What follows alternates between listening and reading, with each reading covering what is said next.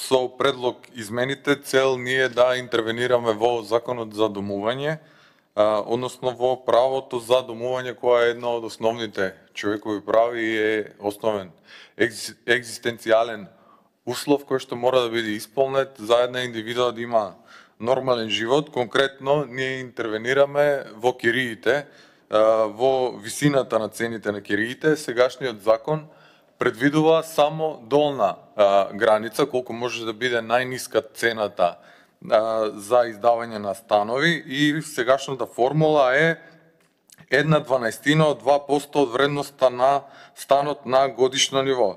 Тоа значи дека ако еден стан има вредност од 100.000 евра, 2% од вредноста е 2.000 евра, а 1/12 од тоа е 166 евра, или просто кажано, минимална цена која што ја предвидува законот, минимална кирија која што ја предвидува законот е 166 евра. Станува збор за стан од околу 50 квадратни метри и реално ние немаме проблем со најниска цена за издавање на станови, туку имаме проблем со највисока цена, затоа што сега, ако ова е стан од 50 квадрати и најниска предвидена цена со законот е 166 евра, за најмала гарсониера од некои 30 на квадрати, сега цените пазарни се 250 евра, и тоа ако имате среќа да ја начекате. Значи ние имаме проблем со највисока цена, со тоа што нема плафон, не со најниска цена, а опасноста од превисоките цени се косат со основното човеково право на домување. Затоа ние со оваа законска измена предвидуваме и горна граница, значи горен максимум по колку може да се издаваат станови, колку горна граница на кири, и формулата која што ја предвидуваме е 1/12 од 3% од вредноста на станот.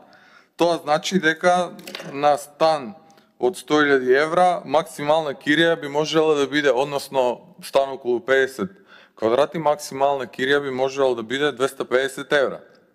Ке повторам, сега 250 евра е обична гарсониера, и тоа ако имате среќа да ја начекате. Идејата за ваков предлог закон дојде по иницијатива на студентите и студентските организации. Како што знаете, годинава бројот на студентски легла е преполовен, што е сериозна пречка за остварување и на правото на образование. Кога сме кај Уставот, од уставно правен аспект, овој предлог закон е во насока и на остварување на член 44 од Уставот, кој вика дека секој има право на образование под еднакви услови. Исто така е во насока и на член 1 од Уставот, кој што вика дека Македонија е социјална држава.